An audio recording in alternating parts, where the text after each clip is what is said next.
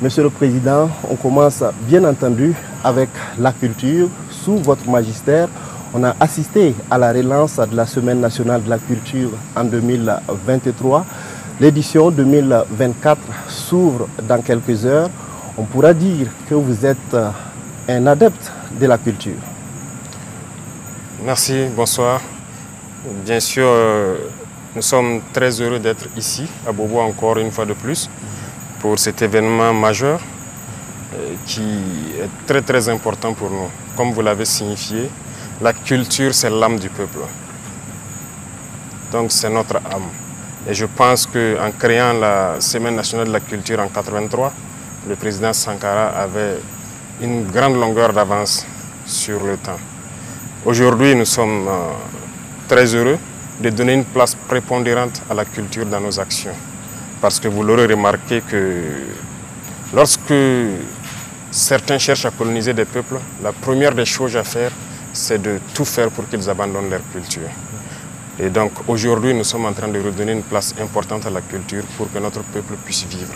Parce que pour nous, la culture, c'est tout ce qui fait de nous des Burkinabés. Alors, Monsieur le Président, la crise sécuritaire impacte sérieusement le secteur de la culture, de l'hôtellerie et du tourisme. Alors, qu'est-ce que votre gouvernement a fait donc, dans ce sens pour donner en tout cas de la valeur à ces différents secteurs? Effectivement, comme vous l'avez signifié, la crise sécuritaire avait d'abord fait que la SNC ne pouvait pas se tenir. L'année passée, nous avons donc pu relever le défi, ce qui a fait que certains lieux d'hôtellerie ont pu accueillir du monde et nous continuons dans ce sens. C'est un secteur qui a été beaucoup fragilisé par cette crise sécuritaire, mais nous avons beaucoup de choses en perspective pour pouvoir redémarrer l'hôtellerie et le tourisme surtout. Je pense que si vous suivez les décisions que l'on prend au Conseil des ministres, alors nous faisons tout. D'abord, il s'agissait de réorganiser carrément le secteur du tourisme et de la culture. Le ministère a assez bien bossé pendant tout ce temps. Nous avons pu adopter tous les textes pour réorganiser. Et là, maintenant, ils sont en train de lancer les activités à travers plusieurs journées qui doivent permettre aux Burkinabés donc, de visiter certains sites, de participer donc, à la vie des différents hôtels qui doivent accueillir ces Burkinabés-là. Monsieur le Président, dans votre vision pour le Burkina, quelle place occupe la culture? Comme je l'ai dit, c'est une place très importante. Vous savez, lorsqu'on prend les valeurs de cohésion sociale, on aime de dire cohésion sociale, c'est à travers la culture que nous pouvons cultiver cette cohésion sociale. Voilà, aujourd'hui, les artistes vont quitter de partout, du plein sud au Sahel, de l'est à l'ouest, ils vont se retrouver, ils vont communier. Et ce sera l'occasion pour la plupart de voir comment les autres vivent, quelles sont leurs valeurs, et ainsi de suite, et partager. Deuxième chose, nous avons beaucoup de valeurs telles que je l'ai cité, la solidarité, le patriotisme même, ça se trouve dans la culture. Alors, le Conseil des ministres du 6 mars dernier a institué le 15 mai de chaque année comme journée des cultures et traditions. Alors, quelle est la pertinence de cette journée qui fait couler beaucoup d'encre et de salive? Il y a beaucoup d'objectifs derrière. Premièrement, c'est comme on a dit, il faut repartir aussi aux sources parce que, comme diraient certains, nous ne sommes pas tombés du ciel. Il y a beaucoup de confessions religieuses au Burkina Faso. Il y en a qui sont des confessions chrétiennes, que ce soit catholiques ou protestantes. Il y a la confession musulmane, mais il y en a aussi qui ont la confession d'adorer les ancêtres. Donc il n'y a pas d'athée au Burkina, ça je ne pense pas. Tout le monde croit en Dieu à travers quelque chose. Donc c'est une occasion aussi donnée aux traditionalistes de pouvoir fêter, exprimer, être en contact direct avec les ancêtres et pouvoir donc prier pour le Burkina Faso. Donc il y a beaucoup d'objectifs derrière qu'on ne peut pas finir de citer ici en tout cas, mais nous pensons que c'est une très bonne chose qui doit permettre aux Burkinabés aussi de connaître leur tradition, de connaître leur culture et de cultiver les bonnes valeurs. Mais pourquoi le 15 mai? Y a-t-il une symbolique concernant cette date?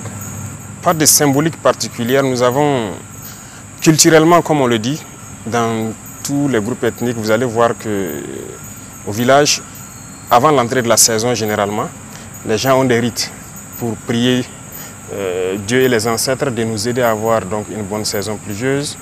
Et à la fin de la saison aussi, à la sortie, Il y a des rites pour remercier Dieu et les ancêtres de nous avoir donné une bonne saison pluvieuse, de nous avoir permis de cultiver et de bien récolter.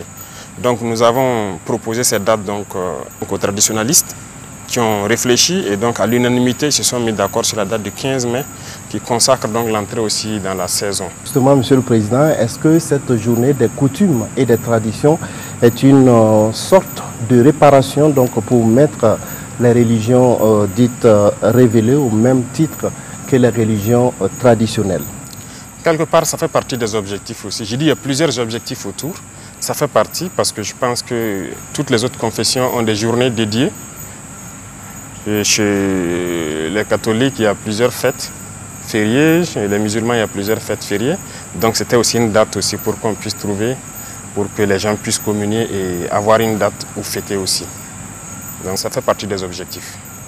Monsieur le Président, qu'est-ce que vous attendez concrètement des Burkinabés par rapport à cette journée du 15 mai?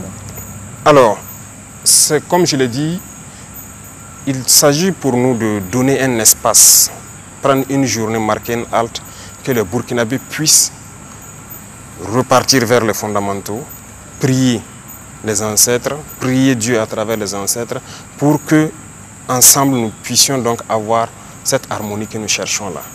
C'est ça le plus important, parce que la division, les distensions, à travers ces journées, je pense qu'on peut mieux se rapprocher.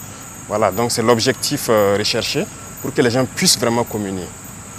Voilà. Alors certains y voient une journée chômée et payée de plus. Qu'est-ce que vous en dites? Oui, c'est vrai, il y a beaucoup de journées chômées et payées au Burkina. C'est un sujet qui est en discussion au Conseil. Voilà, c'est en discussion et nous allons proposer bientôt une formule pour diminuer le nombre de journées chômées et payées et pour qu'on puisse rattraper d'une manière ou d'une autre. Je ne vais pas dévancer les choses. La proposition sera faite au niveau de l'ALT et les Burkinabés vont découvrir et on va décider. Monsieur le Président, en plus de la Semaine nationale de la culture, il y a le mois du patrimoine burkinabé donc, qui se tient du 18 avril au 18 mai de cette année. Alors finalement, est-ce que cet ensemble, en tout cas, d'événements culturels, si on peut le dire ainsi, est un moyen donc, pour permettre aux Burkinabés de revenir donc, pour s'intéresser à leurs valeurs culturelles, de faire une sorte de retour aux sources pour s'intéresser aux valeurs culturelles et traditionnelles qui fondent nos sociétés? Bien sûr, c'est très important. C'est très important. Vous voyez, il y a certaines sociétés qui sont développées en se basant sur leur culture, parce qu'il y a beaucoup de richesses dans nos cultures. Regardez la Chine, le Japon, ce sont des exemples. C'est en se basant sur leur culture qu'ils arrivent à le faire. Le patrimoine, beaucoup de gens ne savent même pas quel est notre patrimoine. Personnellement, j'ai découvert beaucoup de choses avec le ministre, en conseil des ministres, lorsque nous préparions ces journées-là. Donc j'ai découvert beaucoup de choses que je ne savais pas et c'est toujours bien de découvrir qu'est-ce que nous avions. Nous ne sommes pas venus du néant. Lorsqu'on prend seulement, moi je me souviens, quand je visitais les forges, avant on avait, peut-être, ça existe toujours dans certaines contrées, où à travers la culture, les gens peuvent aller extraire un minerai ferralitique, venir extraire le fer, faire de l'acier pour fabriquer tous les outils d'agriculture et tout. Mais c'est le développement donc de la sidérurgie comme ça. Est-ce que nous sommes basés sur les connaissances de nos ancêtres là sur ce volet et développer notre industrie sidérurgique? Je ne pense pas. La métallurgie. Est-ce qu'il faut aller forcément apprendre chez les autres? Mais nous avons déjà un fondement aussi. Et ça, ce n'est qu'un exemple parmi tant d'autres. On peut puiser beaucoup de choses dans notre culture que nos ancêtres faisaient déjà et développer notre société. On va parler maintenant de sécurité. Principale préoccupation des Burkinabés et priorité numéro 1 de votre gouvernement. Sous votre leadership, l'armée a acquis et continue d'acquérir des équipements et de matériel de guerre de pointe. Peut-on dire que nos forces combattantes sont maintenant équipées pour anéantir l'ennemi? Oui, l'équipement, nous allons continuer à nous équiper. Comme je vous le disais, on n'est même pas à 15% de ce que nous souhaitons. Dans ce mois de mai, vous verrez beaucoup de choses qui seront là. Et ça va continuer parce que sachons d'où nous venons, on vient de très loin. Et donc il faut préparer de sorte que les générations à venir ne connaissent pas ces situations. J'ai eu à le dire le 17 février, si je ne me trompe, en salle, les gens ont peut-être maintenant compris comment est-ce que l'impérialisme a préparé nos armées pour pouvoir maintenant envoyer le terrorisme et voilà, déstructurer nos États et mieux nous exploiter. Je vous prends un exemple. J'ai parlé en 2020 de comment c'était. Si vous cherchez des militaires qui étaient en opération en 2019, à côté, dans la zone de Pensa, Kelbo, Tauremba et autres, imaginez pendant ce temps, on déployait des militaires 300 à 350 avec une centaine de Kalachnikov, peut-être une dizaine, une vingtaine de gilets. Ils sont là, beaucoup sont vivants, vous verrez. Donc défaut d'équipement. Et lorsque ils sont attaqués, les 200 et quelques, qu'est-ce qu'ils font? Ils sont obligés de courir. Et ça fait que les militaires même avaient surnommé les terroristes les monos, c'est-à-dire les moniteurs. C'est comme à l'école, les moniteurs venaient à 5 heures vous réveiller pour faire le sport, courir. Donc quand ils venaient attaquer à 5 heures, c'était la course. Et lorsque vous perdez confiance comme ça, pour reprendre confiance, ce n'est pas évident. Donc l'équipement avait fait que l'armée avait perdu un peu le visage. Et vous voyez que les terroristes se plaisaient de filmer nos militaires en train de courir. Et ils partent galvaniser leurs combattants avec, les recruter et vraiment les mettre moralement au top pour combattre. Aujourd'hui, nous voulons équiper l'armée pour que le soldat reprenne confiance en lui. Lorsqu'il sort, il doit avoir confiance. Déjà, avec le minimum que nous avons, mais vous voyez l'exploit qu'ils font. Ils n'ont pas peur d'aller vers l'ennemi. Ça veut dire que les soldats n'ont pas peur. Donc nous allons continuer de fournir des efforts pour mieux nous équiper et faire face. Monsieur le Président, en plus des équipements et du matériel, il y a beaucoup d'efforts également qui est fait pour le recrutement des hommes pour combattre sur le terrain. Bien sûr, ça va de pair. Vous avez remarqué que nous nous trompions énormément. Ce que nous constatons, ce n'est pas ce qu'on imaginait. Ils sont nombreux et aujourd'hui, il faut le reconnaître, il y a beaucoup qui viennent de l'étranger pour combattre au Burkina. Dans les rangs des terroristes, donc des mercenaires qu'on prend et venir, il faut qu'on recrute conséquemment pour mailler notre territoire aussi. Vous êtes dans une dynamique de réorganisation de l'armée. À quel stade en êtes-vous avec cette réorganisation? La première phase, c'était la mise en place de ces unités organiques et combattantes-là, voilà, les bataillons d'intervention rapide, pour répondre et contenir la menace. Parce que lorsque nous avons fait l'évaluation, il fallait ce genre de force-là pour contenir la menace. Là-bas, nous pouvons dire, en tout cas, Dieu merci, nous avons fait un exploit au-delà de ce que nous imaginions. Voilà, nous avons pu former nous-mêmes ces bataillons d'intervention rapide, les équiper entièrement par, voilà, grâce au peuple. Donc, c'est la première phase.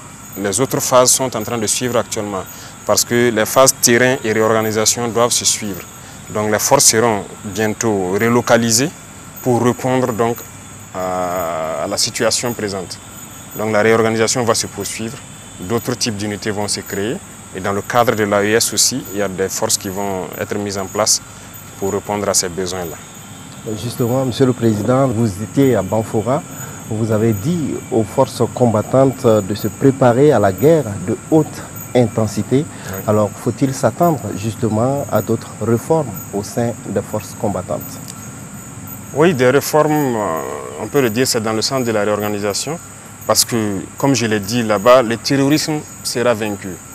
Voilà, ces criminels qui se baladent à moto là seront vaincus. Mais il faut se préparer à d'autres types de guerres. Il y a la menace partout, que ce soit autour ou bien la menace qui peut venir de loin. Donc, dans ce cadre-là, c'est une guerre conventionnelle qui peut durer. Donc, il faut se préparer à une guerre de haute intensité. Il faut pouvoir combattre dans le temps et tenir sur le terrain pendant très longtemps. C'est un autre mode de combat. Donc, il faut se préparer à ça et les forces, les différents corps vont avoir un programme d'entraînement et commencer ces entraînements-là. Des résultats tangibles sont quotidiennement engrangés sur le terrain. Mais le phénomène du terrorisme semble avoir la peau dure dans certaines localités. Comment peut-on expliquer cet état de fait? Oui, c'est le terrorisme, comme vous le dites. Après le combat, les gens se rendent compte qu'il y a beaucoup d'étrangers dans les rangs. Donc, le Burkina, comme je le disais aux enfants, c'est le cœur. Donc, on cherche à broyer le cœur pour faire peur aux autres. Donc, nous sommes ceux-là qui devons accueillir le maximum. Donc, voilà pourquoi on se prépare conséquemment. Donc, c'est pas que c'est un phénomène nouveau. On s'attend à ça et on s'attend à pire que ça. Mais pour l'instant, je pense que on ne peut pas être en même temps partout. Comme vous l'avez remarqué, on ne communique pas beaucoup sur certaines choses, mais c'est zone par zone. Il y a des zones où on a mis beaucoup d'efforts, qui sont presque à 100% voilà, conquises. Il y a des zones aussi encore où on est en train de remettre l'effort. C'est petit à petit, nous allons reconquérir donc toutes les portions de terrain parce que en les regardant faire, il faut conquérir et savoir comment consolider. Justement, Monsieur le Président, vous avez parlé tout à l'heure d'acquisition de matériel. Beaucoup de Burkinabés ne comprennent pas. Ils se disent que nous sommes équipés, nous avons des drones de dernière génération, mais on ne comprend pas pourquoi le terrorisme persiste. Rien que ce 23 avril, il y a eu donc des attaques. Comment est-ce qu'on peut expliquer cet état de fait? Alors, nous avons acquis vraiment beaucoup de moyens. Ça, c'est une chose. Les vecteurs aériens, bon, on a pu réussir à former en tout cas la plupart des pilotes déjà. Parce que nous avons anticipé leur formation avant d'acquérir. Sinon, tout moyen qu'on acquiert, il faut former ensuite. Donc, il y a un temps mort. Mais actuellement, avec les vecteurs aériens, nous avons donc cette chance d'avoir déjà des pilotes. Ils sont en activité. Mais, pourquoi il y a des attaques souvent? Il faut reconnaître qu'il y a certaines positions où les chefs d'éléments ne sont toujours pas au sérieux. Ils ne sont pas concentrés. Voilà. Et je disais la dernière fois, c'est comme l'effet de savoir qu'il y a quelque chose dans les airs. Ça fait que certains ne sont pas concentrés. De toute façon, on pourra les développer en long et en large. Ce sont des moments de... Certains ont laissé de la fragilité et l'ennemi a observé et il frappe un coup qui peut être dur. Voilà. Sinon, pendant que le 23 se passait, une opération importante venait de finir dans la zone de Gaïri et Bogandé où les bataillons ont fait du bon travail. Mais c'est pendant cette phase que d'autres ont prêté le flanc. Parce que ce n'est pas parce qu'il y a des drones en l'air qu'il faut dormir. Ce que nous voulons, c'est qu'on puisse être alerté.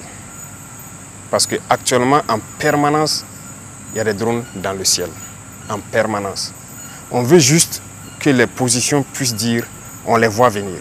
Et beaucoup arrivent à le faire. Vous avez suivi Djibo. Ce sont les observateurs qui ont vu venir l'ennemi et ont alerté le drone qui est venu participer au combat. Vous avez suivi Touéné, Gawa, beaucoup de positions arrivent à le faire. Mais il y a certaines positions où malheureusement, lorsque vous entendez qu'ils sont attaqués, on est sous le feu.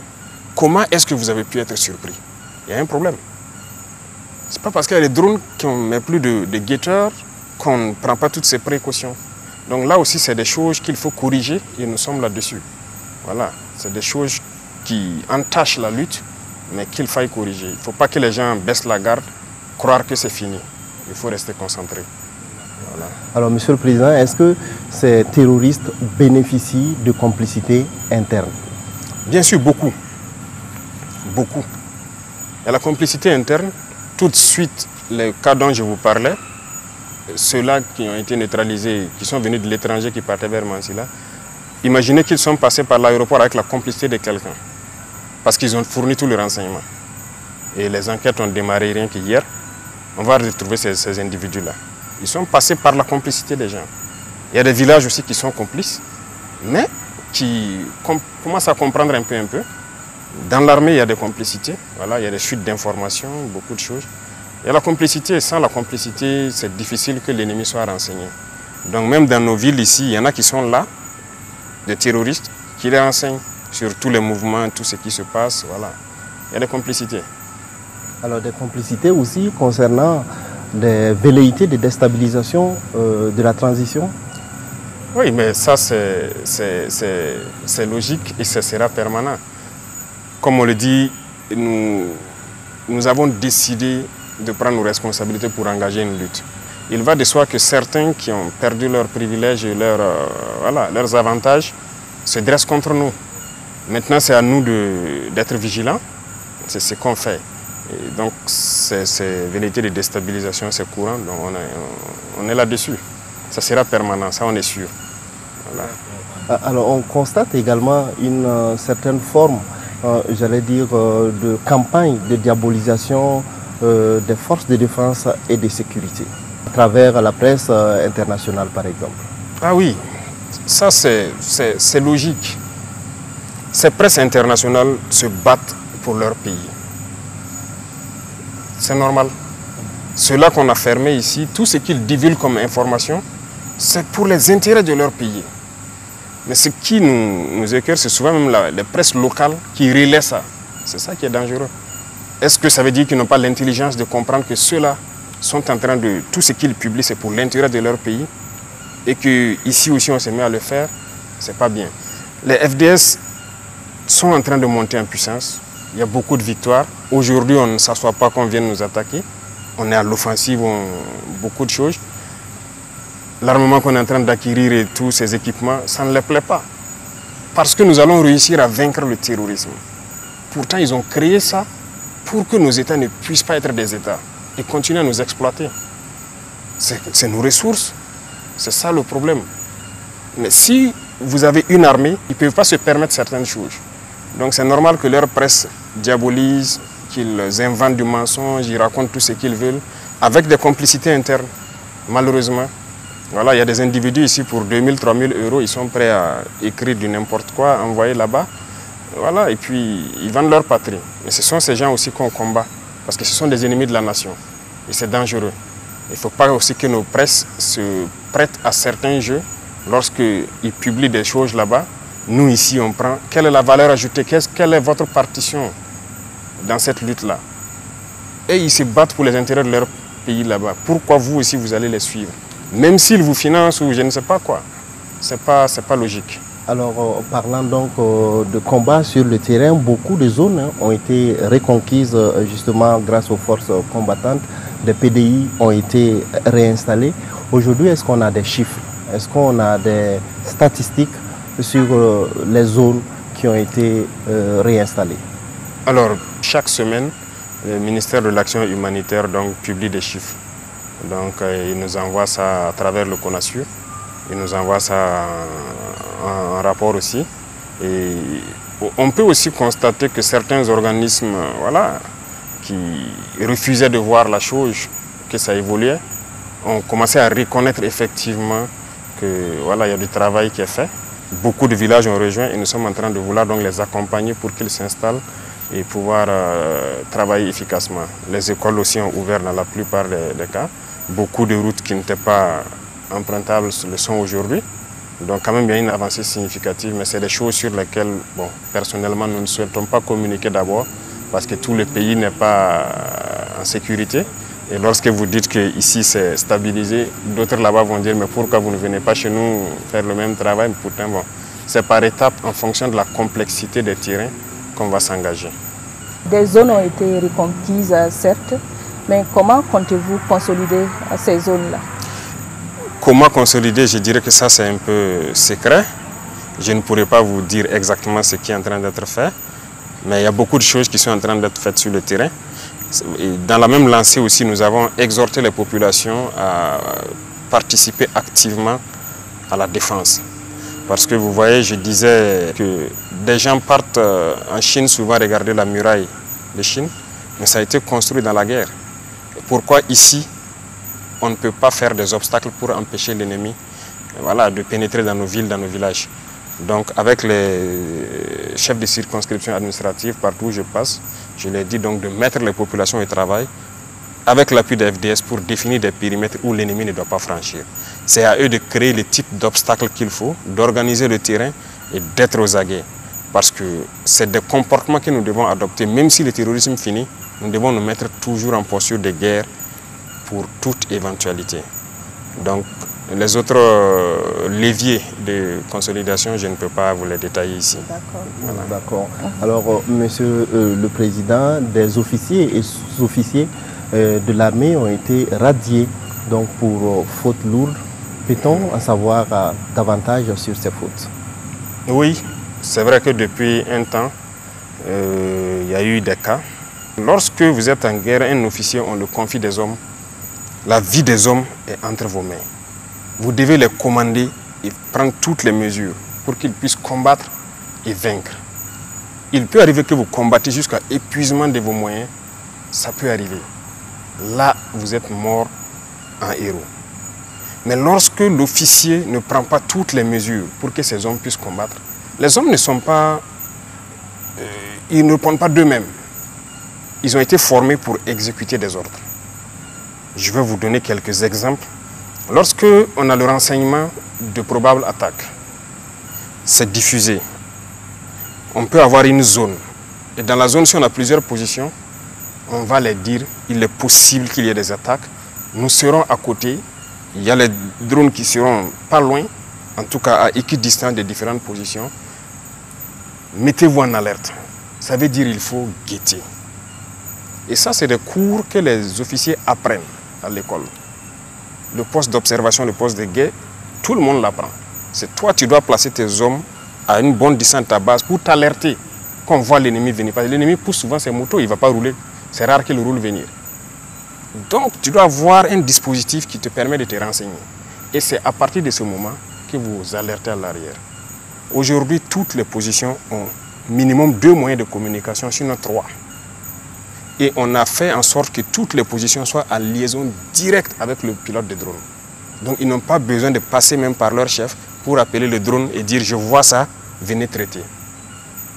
Donc, tout est réuni. Et autour, on a fait quand même une organisation du terrain pour permettre aux gens de combattre. On veut juste l'alerte. Ok, les guetteurs ont signalé ça. Et les avions vont intervenir.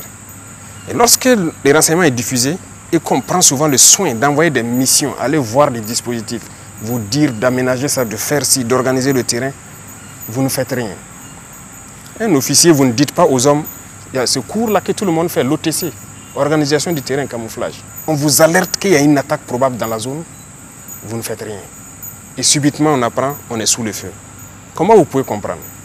Et regardez, depuis un bout de temps, c'est la journée. Djibo a été attaqué en pleine journée. Heureusement, ils ont vu venir. On a pu intervenir à temps. Regardez Solé, c'est la journée. On n'a pas été alerté pendant que le drone était à côté. Tankwalou, en pleine journée. Pas d'alerte, c'est le drone qui a vu lui-même. Taouri, en pleine journée. L'autre jour, le 23 dernier, Sanga, pleine journée. Il y a des choses qui font mal. Donc, quand les pilotes apprennent qu'ils sont à côté, 15-20 km, et on ne les alerte pas. Peut-être qu'ils sont en train de chercher ailleurs, parce qu'ils ont beaucoup de positions en même temps, et vous vous faites surprendre en pleine journée. Comment est-ce qu'on peut expliquer ça? C'est une faute grave. Vous avez sacrifié vos hommes. Un officier, il ne dort pas. Il se repose.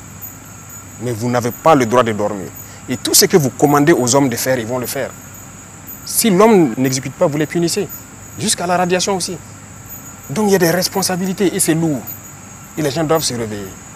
On a eu des cas où des gens signalent l'arrivée d'ennemis. Les drones arrivent et ils les demandent donc c'est quel côté. On observe, on ne voit pas. Il dit non, bon, on avait signalé là-bas. On dit qui a signalé? Est-ce que tu as quelqu'un? Vous voyez les antennes, les pylônes là? Presque dans toutes les communes, il y a des pylônes. On dit aux gens même de monter là-bas et guetter au loin, ça vous permet de voir en profondeur. Ils ne le font pas. Les pilotes le demandent, est-ce que tu as mis quelqu'un dans l'antenne pour observer au loin, pour nous guider? Il dit oui. Et le pilote lui répond, vous mentez, je suis à votre verticale, il n'y a personne sur l'antenne. Il se rend compte maintenant que c'est la réalité. Mais vous mentez à qui? Ça, ce n'est pas un comportement d'officier. On a connu ces cas, beaucoup de cas comme ça. Donc, on ne peut pas être soucieux de la vie de vos hommes plus que vous-même, l'officier sur le terrain. Donc, voilà pourquoi, avant l'année passée, en J, on avait dit ceux qui veulent quitter l'armée n'ont qu'à quitter. Il y a une note du ministère de la Défense. Si vous ne quittez pas, vous allez assumer si vous fautez. Et pour moi, c'est une trahison. Lorsqu'un officier ne fait pas travailler ses hommes, ne prend pas toutes les mesures. Si vous prenez toutes les mesures et que vous combattez qu'il y a des pertes, on peut comprendre. Mais lorsque les mesures ne sont pas prises, mais on va vous radier. Ça sera sans appel, parce que vous n'allez pas sacrifier les enfants des gens inutilement. Monsieur le Président, ces radiations n'auront-elles pas un impact sur la cohésion du groupe? Et la mort. La mort de pauvres soldats là. C'est ça. Le soldat est fait pour exécuter. Et c'est à vous, l'officier, de le dire, va te poster ici, tu observes et tu me rends compte. Et l'officier a son poste, il écoute en permanence. C'est à vous, l'officier, de dire le matin, faites des obstacles ici. Si vous ne commandez pas, le soldat meurt. Ça entache plus la cohésion. il faut assumer. Et c'est ce qu'on a reproché d'ailleurs aux gens dans le passé. Hein. Il faut être ferme souvent. Voilà. La guerre ne se fait pas dans le laxisme parce que ça se paye cash. Ça se paye cash. Moi, j'ai été sur le terrain. Les hommes qui ont été sur le terrain me connaissent. On peut me trouver dur là-bas, mais on s'entend très bien. On va combattre, mais on va revenir vivant. Il n'y a pas de cohésion dans cette hypocrisie. Non, non, non. On préfère que les hommes puissent combattre, venir raconter leur bataille. C'est ça le plus important. Monsieur le Président, parlons maintenant de coopération militaire au sein des pays de l'Alliance des États du Sahel. Alors, quelles sont les actions concrètes qui ont été entreprises depuis la création donc, de cette alliance pour combattre le terrorisme sur le terrain? Merci, il y a eu beaucoup d'actions concrètes. Et c'est très réjouissant ce qui se passe sur le terrain. C'est devenu les mêmes armées. Il y a beaucoup d'actions qu'on ne peut même pas finir de citer. Les armées sœurs du Niger se retrouvent à exécuter des missions de l'armée malienne ou de l'armée burkinabé. L'armée burkinabé exécute des missions de l'armée malienne et de l'armée nigérienne. L'armée malienne aussi exécute des missions qu'on leur confie. Ça, ce n'était pas donné. Voilà. Deuxième chose, la coopération sur le terrain. Les forces sont mélangées et combattent ensemble très souvent. Et donc nous réussissons ça, surtout donc, dans la bande frontalière avec le Niger. Nos forces combattent côte à côte actuellement. Dans le domaine donc, des appuis aériens, c'est fréquent. Voilà. Lorsque nous avons beaucoup d'opérations et qu'on est submergé, on peut faire appel aux vecteurs nigériens, aux vecteurs maliens qui viennent nous appuyer. Lorsqu'ils ont besoin de nous, on part les appuyer. Et en termes de frontières, il n'y a pas de frontières actuellement. Donc les vecteurs burkinabés rentrent où ils veulent. S'ils sont en fin d'autonomie ou quelque chose, ils peuvent passer la main aux vecteurs maliens ou nigériens. Pareillement, ils rentrent aussi sur notre sol, ils font la recherche. Voilà. Et vraiment, ça se passe très bien. Il y a beaucoup de choses qui se passent actuellement entre nos trois armées. Et l'objectif, c'est de créer dans un futur proche, voilà, une brigade expéditionnaire pour le compte de l'AES qui pourra faire donc des manœuvres en toute autonomie partout dans l'espace AES. On l'a annoncé, mais maintenant le travail se fait en bas pour faire germer la force. Voilà. À chaque étape, on ne va pas forcément sortir, dire que nous sommes à tel effectif, mais chacun a reçu ses instructions et est en train de travailler à mettre en place ce qu'il doit mettre en place. Donc, vous le saurez au moment venu. Justement, est-ce que les pays auront les moyens financiers et matériels également nécessaires pour pouvoir mettre en place une telle force? C'est ce qu'on nous a toujours dit. On n'a pas les moyens, il faut aller chercher les moyens ailleurs. Regardez aujourd'hui ce que nous avons au Burkina. Quelqu'un nous a prêté 1 franc, quelqu'un nous a donné quelque chose, mais nous avons combien de bataillons équipés? En 2022, à côté, on avait combien de bataillons équipés? On avait un bataillon opérationnel, parce qu'il y avait au moins 4 ou 5 compagnies opérationnelles qui étaient équipées, qui peuvent sortir de façon autonome. C'est une réalité. En plus de ça, c'était les forces spéciales, l'hygiène peut-être. C'est eux qui avaient les moyens d'être projetés en même temps. Le reste, ils n'ont pas les moyens. On s'assoit et voilà, lorsqu'il y a opération, il faut rassembler à les donner. Parce que c'est dur d'équiper, c'est compliqué. Ce n'est pas vrai. Si on gère bien, il y a la possibilité d'équiper. C'est ça aussi que nous avons reproché, c'est tout ça qui nous a révoltés. Mais on nous avait nous aussi mis des choses en tête, que c'est difficile d'acquérir l'armement, c'est cher, c'est si. On a pris notre courage à 2 mains, on s'est mis face à la réalité. On nous a mis des bâtons dans les roues pour ne pas nous permettre de nous équiper. Vous êtes au courant, je l'ai dit plusieurs fois. Mais aujourd'hui, nous avons plus d'une vingtaine de bataillons équipés qu'on peut projeter d'une minute à l'autre. Ça veut dire lorsqu'on dit aux 20 bataillons de démarrer pour telle direction, ils n'ont pas besoin que quelqu'un vienne leur donner quelque chose, ils démarrent. Donc cette force, on peut l'équiper. Regardez les armées maliennes, regardez les armées nigériennes. La dernière fois, vous voyez l'équipement du Niger qui passait par là pour rentrer au Niger. Donc nous pouvons nous équiper. On n'a pas besoin d'un appui. Monsieur le Président, aujourd'hui, quel bilan faites-vous? Bilan d'étape de la guerre contre le terrorisme? Le bilan, c'est long à faire. Donc je viens de vous expliquer d'où est-ce que nous venions je ne dirais pas de zéro, mais en tout cas, il n'y avait pas quelque chose de substantiel pour faire la guerre. Aujourd'hui, nous pouvons contenir la menace. Ça, c'est une chose. L'armée a retrouvé plus ou moins sa capacité de combattre. Aucun soldat ne va aller aujourd'hui sur le front sans armes, ne va aller sans moyens de protection, ses gilets, casques et trucs, les munitions et autres, tous ces VDP. Le maillage a changé, et ça fait qu'on a occupé plus le terrain. Il y a beaucoup de zones où on n'avait pas de présence de force, où il y a aujourd'hui de la présence. Et ça fait que, bon, dès que la présence, les populations aussi rejoignent. Donc ça, c'est une avancée majeure. Et maintenant, la réorganisation de l'armée pour l'adapter aux réalités actuelles, ça aussi, c'est une avancée majeure. C'est tout ça qui permet d'avoir des résultats sur le terrain. Mais on n'a pas peut-être le temps de détailler point par point, au risque de revenir sur des choses qu'on avait déjà dites. Donc, il y a beaucoup quand même de choses qui sont faites. D'accord.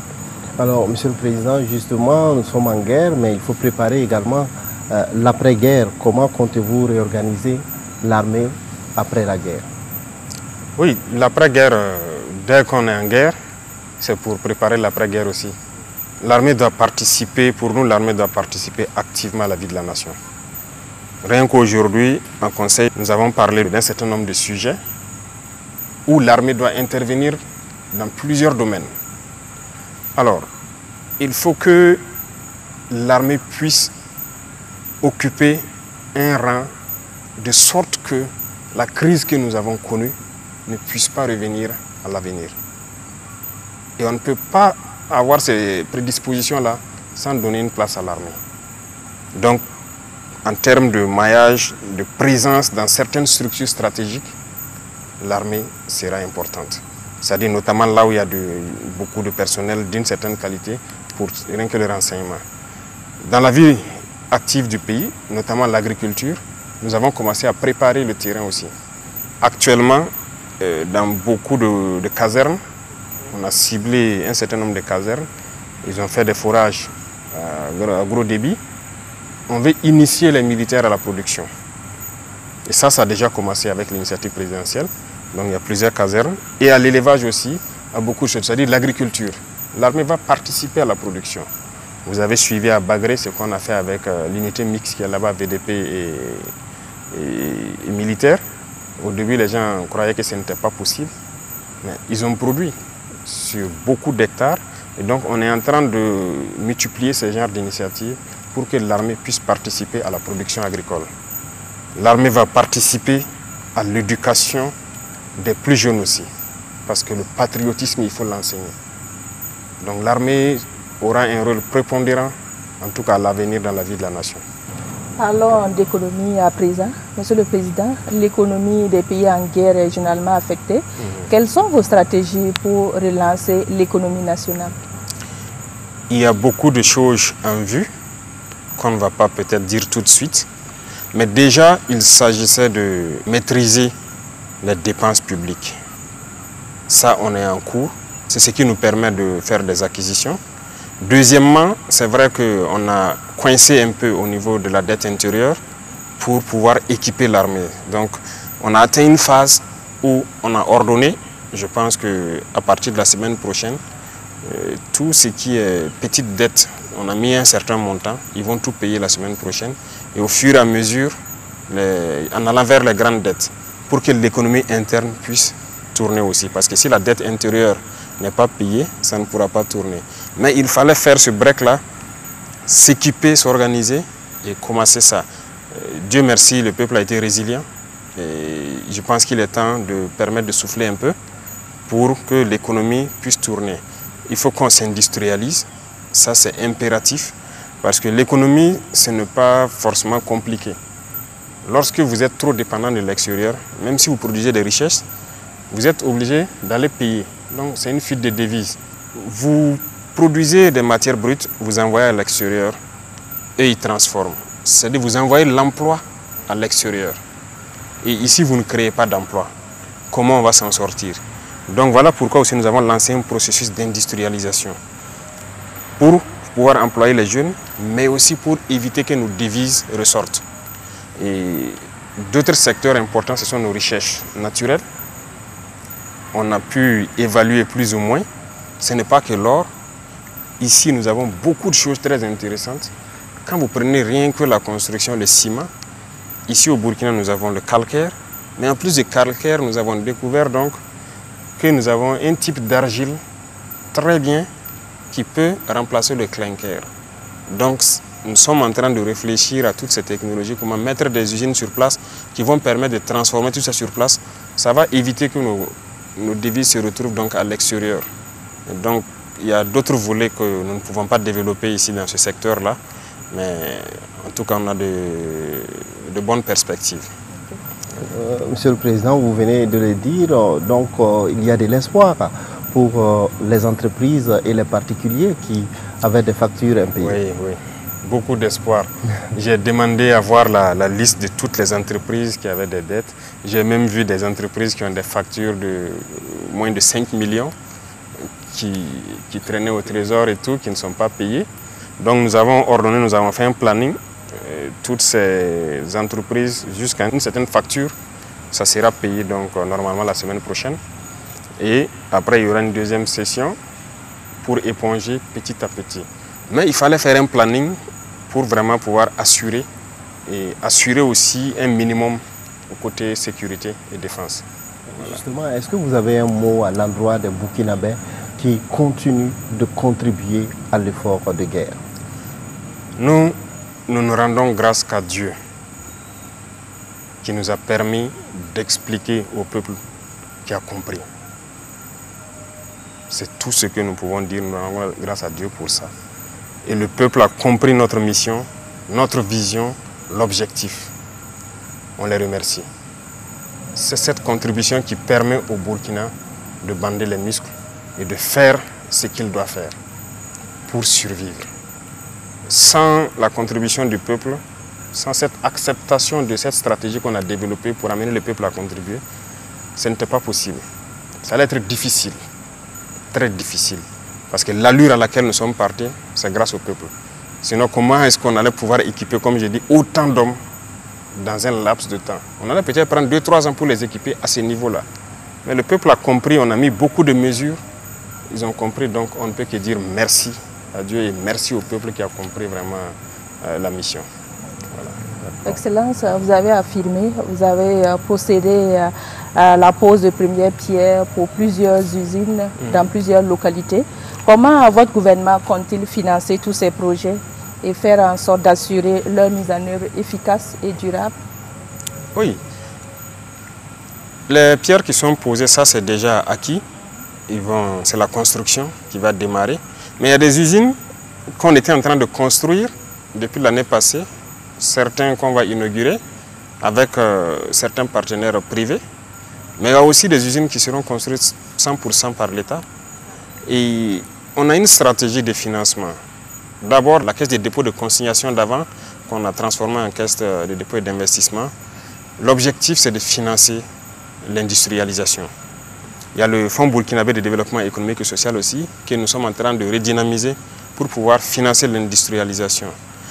Et tout ça, nous allons nous appuyer sur les acquis de nos sociétés d'État. Parce que le système, comme on le disait, j'essaie d'expliquer ça l'autre jour à Banfoura, le système qui se passait n'est pas forcément bon. Voilà, il faut le dire clairement. On a des sociétés d'État qui font des bénéfices, mais c'est posé des DAT dans les banques. C'est bien. Si l'économie se portait très bien et qu'on n'a pas de défi, on peut garder en DAT, ça produit les intérêts. On peut prendre voilà, faire ce que les gens souhaitent là, c'est payer les 14e et 15e mois. Mais nous ne sommes pas à cette étape. Donc actuellement, on est en train de relire, je profite de l'annoncer, on va relire beaucoup de textes dans les sociétés d'État pour revoir d'abord le traitement. Ça, c'est une chose parce que c'est déséquilibré par rapport à la masse populaire. Et les DAT là, nous allons les toucher. Ça aussi, ça ne va pas plaire forcément aux institutions bancaires, mais il faut qu'ils comprennent que nous devons faire tourner l'économie.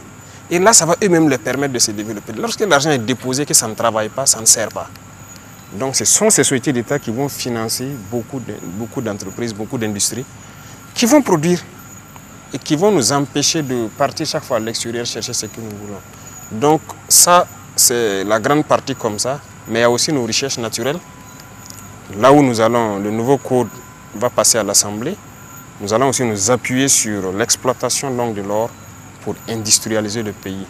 Et nous allons exploiter, en tout cas pour ce qui est de l'or, nous connaissons le faire. L'APEC a été instruite, nous allons mettre en place, ça a commencé déjà avec la SONASP, les premières unités de traitement. Ça a été mis en place à Zorgo, d'autres sont en train d'être mis en place au sud-ouest, pour avoir de l'or, produire donc cette richesse-là qui va nous permettre de nous industrialiser. Bref, il y a beaucoup d'autres volets sur lesquels nous sommes en train d'appuyer pour y parvenir. Les salariés des sociétés d'État doivent s'attendre à une baisse de salaire? Pas une baisse de salaire, mais une correction. Pour certains, ça sera peut-être une baisse, pour d'autres, ça sera peut-être une augmentation, pour d'autres, ça va rester stable. Mais je ne vais pas rentrer dans certains détails, voilà, au risque de les créer des soucis. Mais la manière dont ça se passe, ce n'est pas bien. D'abord, c'est trop disparate. Chaque société fonctionne de sa façon. Que ce soit la grille salariale, que ce soit les conseils d'administration, chacun décide de comment se rémunérer. Ce n'est pas bon. Il faut équilibrer tout et avoir un principe. Voilà. Donc, c'est ce que nous sommes en train de faire. Donc, dans le principe, peut-être que certains verront leur salaire baisser, mais c'est pour la masse populaire qu'ils le comprennent. Voilà. Monsieur le Président, on dit que les structures ne sont pas les mêmes. Oui, les structures ne sont pas les mêmes, mais on a des sociétés d'État. Ouais. Donc tout doit contribuer à ce que l'État puisse donc avoir quelque chose. Parce que l'État, c'est quoi? Partout où nous passons comme ça, les gens demandent les routes. Comment on fait? Il faut les construire. Il faut les construire. Les gens n'ont pas l'eau potable. Il faut faire assez de forêts. Il y a tellement de défis au Burkina. Mais il faut qu'on utilise. On ne peut pas être là à avoir des millions par mois de salaire pendant que d'autres boivent l'eau dans un marigot. Non. On va équilibrer pour pouvoir servir ceux qui sont dans les villages qui ont des besoins primaires. Voilà. Et les gens qui vont nous excuser, hein, c'est comme ça. Il faut équilibrer un peu. Voilà. Alors, Monsieur le Président, l'APEC, l'entrepreneuriat communautaire est une de vos priorités. Alors, aujourd'hui, est-ce que vous fondez beaucoup d'espoir, en tout cas, sur ce type de développement endogène? C'est impératif, c'est ce que nous devons faire. Et nous allons même innover encore, parce que je disais, des régions ont des spécialités en termes de production. Nous allons voir comment mettre en place des unités de transformation dans chaque région à travers sa spécialisation. Et l'APEC va développer sûrement un modèle local à travers donc, les opérateurs économiques des dites régions et l'État va accompagner. Donc l'APEC devra réorganiser. Il faut qu'on se finance nous-mêmes nos entreprises. Voilà. Beaucoup de gens ont de l'argent, mais ils ne travaillent pas avec. Il faut qu'on les amène à se mettre ensemble, à mettre quelque chose comme base et l'État va accompagner pour créer des unités de transformation. C'est ça qui va faire employer des gens et eux-mêmes, ça va les permettre d'avoir encore plus de marge de manœuvre. Voilà. Donc, on fonde beaucoup d'espoir sur ces développements endogènes-là. Qui parle d'économie, parle de corruption. Vous l'avez reconnu, vous n'êtes pas satisfait des résultats de lutte contre la corruption. Peut-on dire que vous êtes impuissant face à ce fléau? C'est un fléau qui a gangréné notre société. C'est un système qui a été installé depuis des décennies.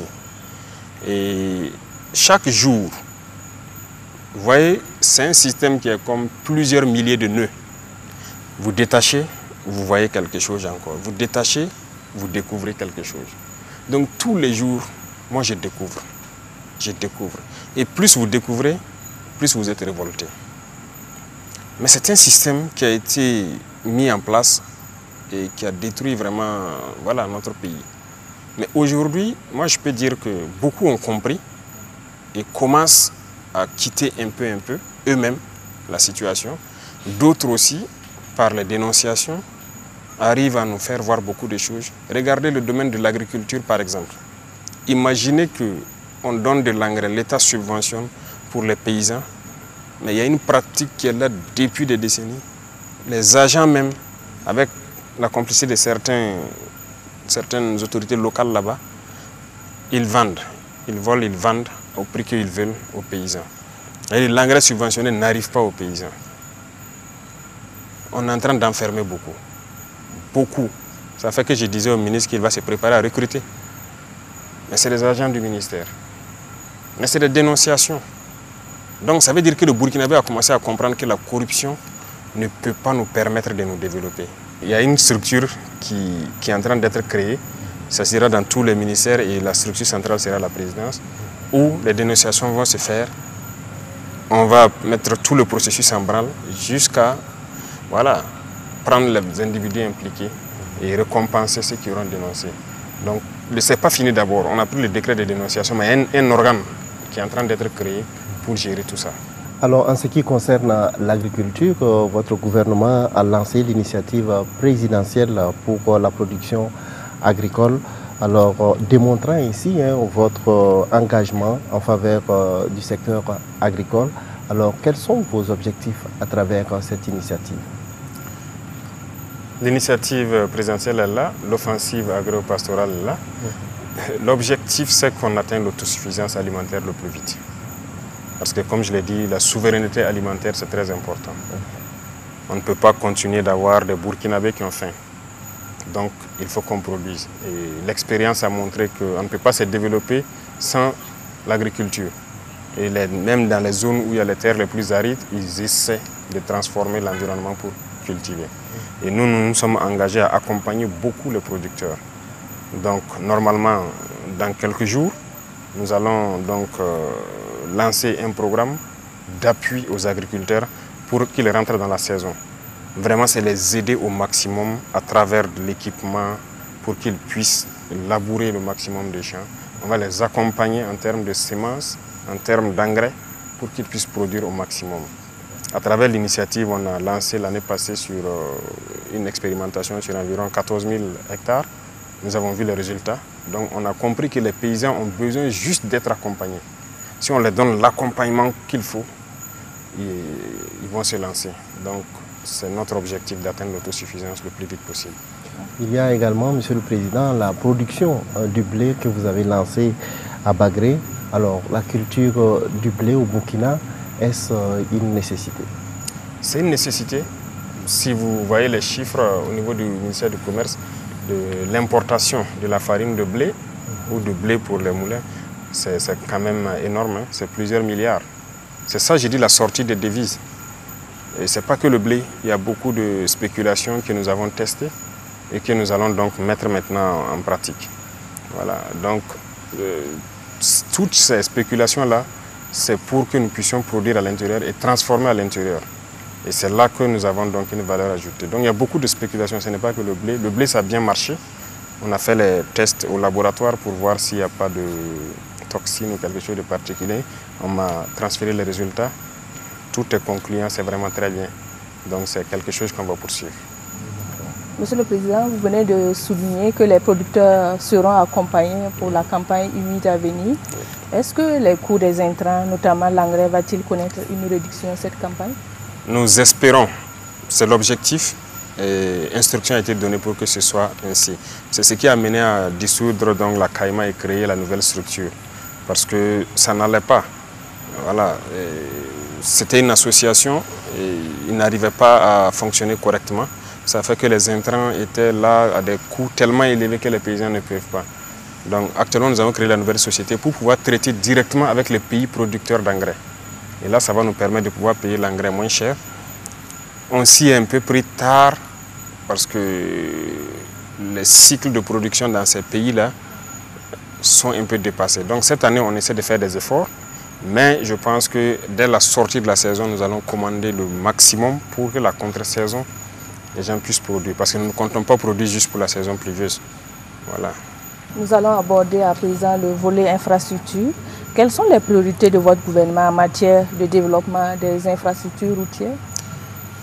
C'est aussi une priorité parce qu'il y a tellement de priorités au Burkina. C'est ce que je dis, on vient de très loin.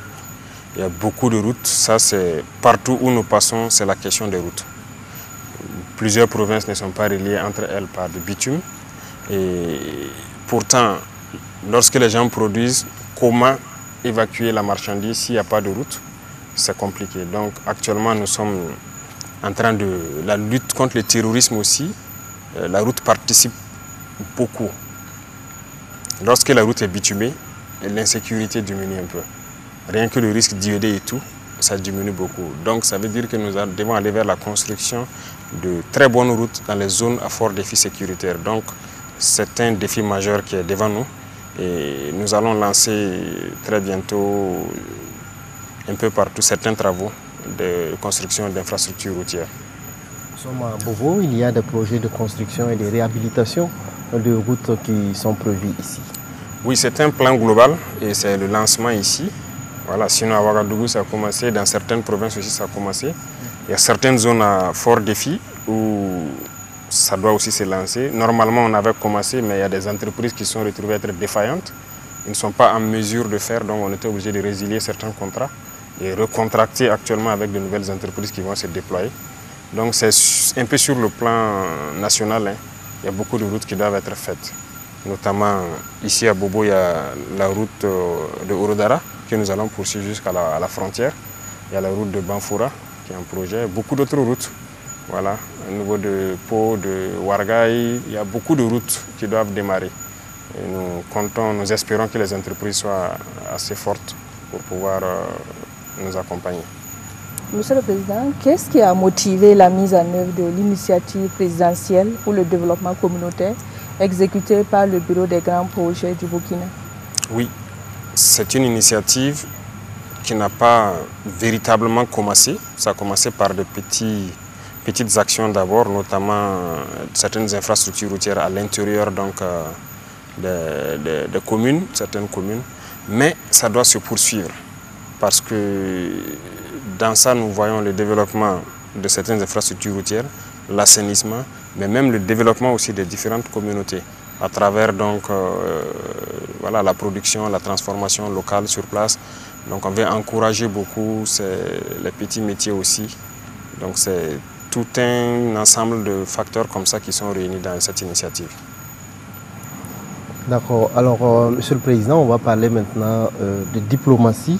Alors, comment se porte la coopération avec les pays voisins du Burkina? On a déjà parlé de l'AES. Avec les pays voisins du Burkina, comment est-ce que la coopération se porte? Bon, il faut le dire, ça va plus ou moins. Avec certains pays, il n'y a pas de problème. Avec d'autres aussi, il ne faut pas avoir on ne va pas continuer à faire de l'hypocrisie. Il y a des soucis avec certains pays. Voilà, ça, il faut le reconnaître. Et nous sommes là-dessus et nous espérons que chacun comprendra. Parce qu'au début, nous avons eu un peu de soucis. En octobre, novembre 2022, alors je vais vous dire clairement, on a été approché par beaucoup d'émissaires, notamment des pays du Sud. Chaque fois, c'était peut-être nous dire de négocier en quelque sorte avec les terroristes, parce qu'ils veulent un couloir, ils veulent juste faire le trafic, c'est-à-dire laisser une portion du terrain, et voilà, ils vont nous laisser tranquilles. Nous avons dit que ce n'était pas possible parce que nous sommes burkinabés. On préfère mourir dans la dignité que de négocier donc, les conditions de notre esclavage. Négocier avec ces gens-là, c'est négocier les conditions de son esclavage.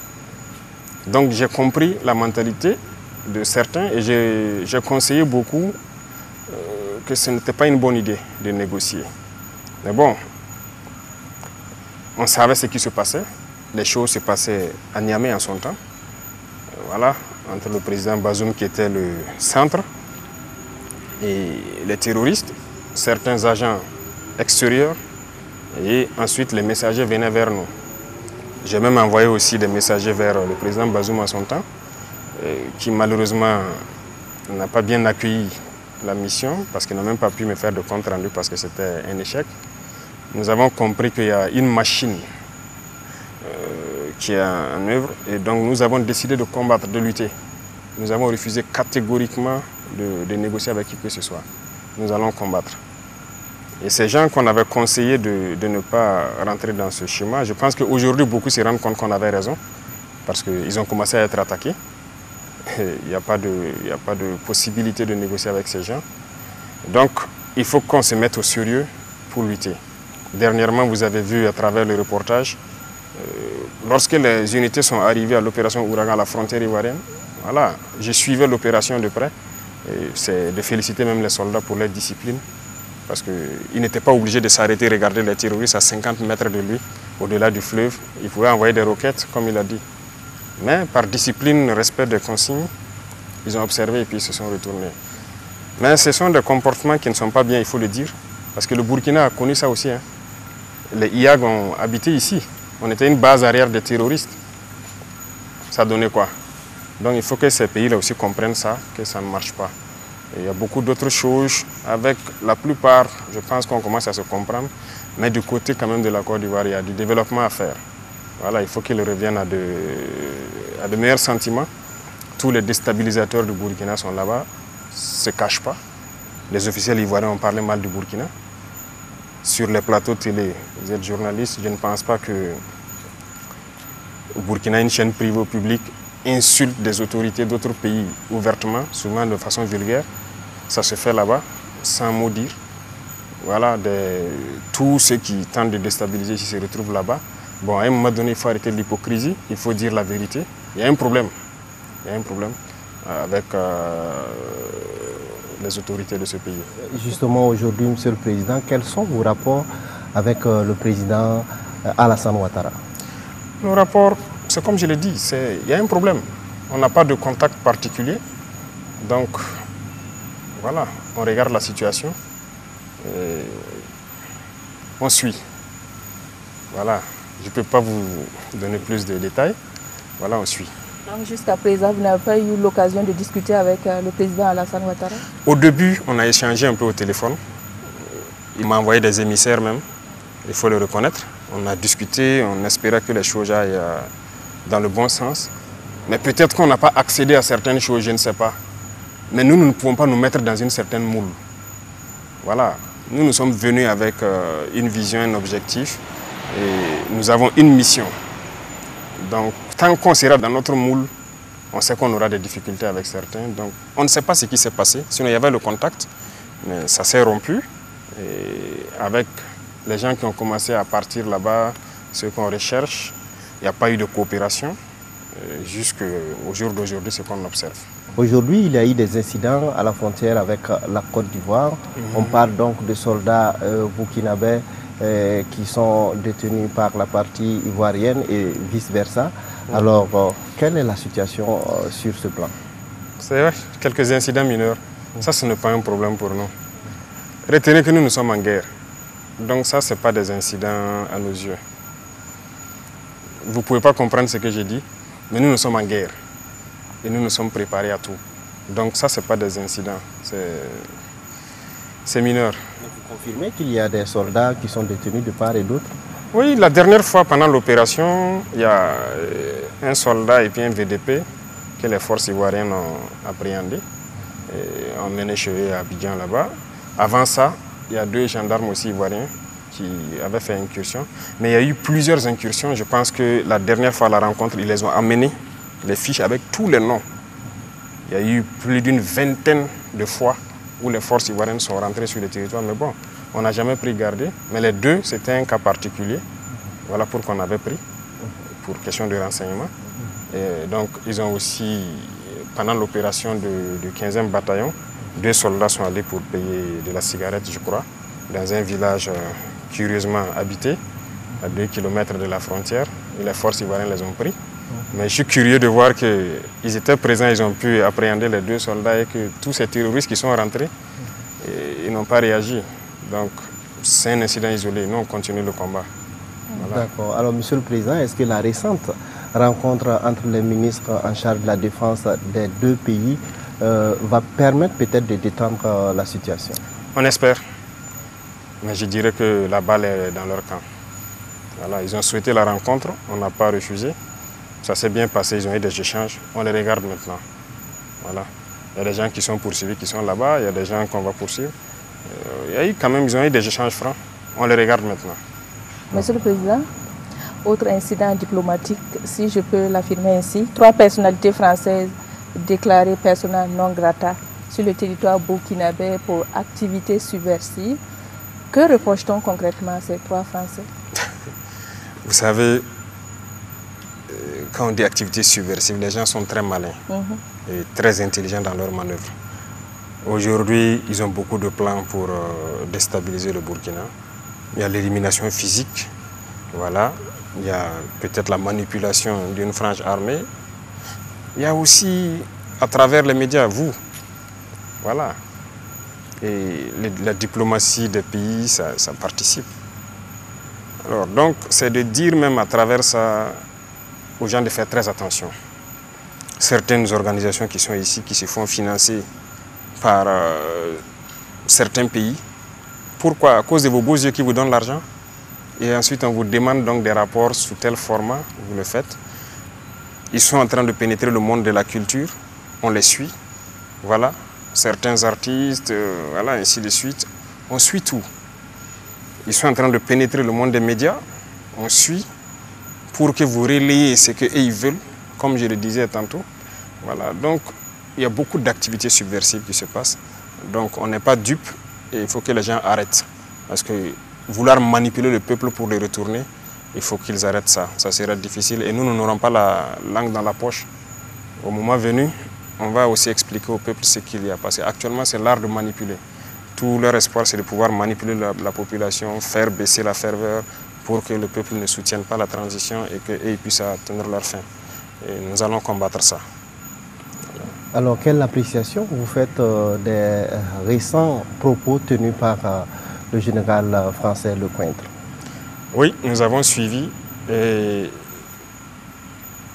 ils préparent la mentalité de leur peuple au cas où ils doivent intervenir, venir physiquement ici pour qu'on combatte. Donc, ils ont commencé à préparer. Ce n'est pas maintenant. L'année passée, le président Macron a tenu certains propos. Moi, je m'attendais à ce que les journalistes débattent sur ça, éclairer la lanterne des Burkinabés, éduquer les Burkinabés. Parce que le journalisme, ce n'est pas juste critiquer le pouvoir ou voilà, donner des informations sur qu'est-ce qui ne va pas. Vous avez la chance d'être journaliste en temps de guerre. Il faut participer à éduquer le peuple, à éveiller le peuple. Parce que nous avons un ennemi. C'est ceux qui veulent nous réduire à l'esclavage. C'est votre rôle de le faire. Voilà, ce général a fait sa sortie. Je ne sais pas jusqu'à aujourd'hui, est-ce que les gens ont eu des débats assez pointus pour expliquer à la population quel est l'objectif de l'impérialisme. Ils ne sont pas d'accord qu'on se décolonise. Ils veulent nous recoloniser. Le terrorisme est là. Ils savent qu'on va vaincre le terrorisme. Et donc, ils se disent maintenant, si jamais on arrive à vaincre le terrorisme, il faut qu'ils se préparent pour venir physiquement nous recoloniser. Parce qu'ils ne sont pas d'accord qu'on soit décolonisé. Parce que c'est leurs intérêts. C'est à travers nous qu'ils vivent. Donc c'est ça aussi. Il faut que les journalistes participent à ça. Maintenant, le débat ne se passe pas sur ça. Qu'on le veuille ou pas, on est en guerre. On doit chanter les louanges de nos soldats. On doit chanter les louanges de nos héros. On doit les accompagner. Et on doit expliquer au peuple ce que c'est que l'impérialisme. Comment ils veulent nous coloniser. Comment ils veulent nous maintenir dans la misère. Pour qu'eux, ils vivent. Pour que le peuple se réveille. Nous, on n'est pas là pour endormir le peuple. Et piller, faire ce qu'on a fait. On veut que le peuple se réveille. Qu'ils comprennent qui sont leurs ennemis. Et ça, c'est le travail du journalisme aussi. Dans ces temps de guerre. C'est l'histoire du Burkina qui s'écrit maintenant. Donc, je vous en prie, il faut faire un travail parce qu'eux, ils préparent l'opinion de leur peuple au cas où ils doivent intervenir, que le peuple les accompagne. Ah, c'est normal, il faut les coloniser. C'est du mensonge ce qu'ils racontent. C'est du mensonge. Mais l'objectif est connu. Nous aussi, il n'y a pas de problème. On se prépare en conséquence. Monsieur le Président, nous tirons vers la fin de cet entretien. Oui. Quel bilan faites-vous de la transition en cours? Le bilan, ça va se faire donc au fur et à mesure. J'espère que prenez le temps d'inviter chacun des ministères là. Voilà, pourquoi pas. Il faut les convoquer sur vos plateaux télé, que chacun dise au peuple qu'est-ce qu'il a innové dans son ministère, qu'est-ce qu'il a apporté de plus. Mais nous pouvons vous rassurer qu'il y a eu beaucoup de choses qui ont été faites. Beaucoup de choses dans la guerre et on a pu réaliser beaucoup d'autres choses autour. Vous pouvez le constater, comme on l'a dit. On fait la guerre, mais on n'a pas oublié l'agriculture. On a fait des progrès. Vous pourrez faire des tournées dans les villages pour voir quel est l'impact de notre action sur l'agriculture l'année passée, la saison passée. Vous pourrez aller dans le domaine donc, de l'eau. Il y a tellement, beaucoup de fourrages ont été creusés, beaucoup de populations qui n'ont jamais connu l'eau potable. Il reste encore beaucoup à faire. Dans le domaine de la santé, il y a eu beaucoup d'évolutions aussi.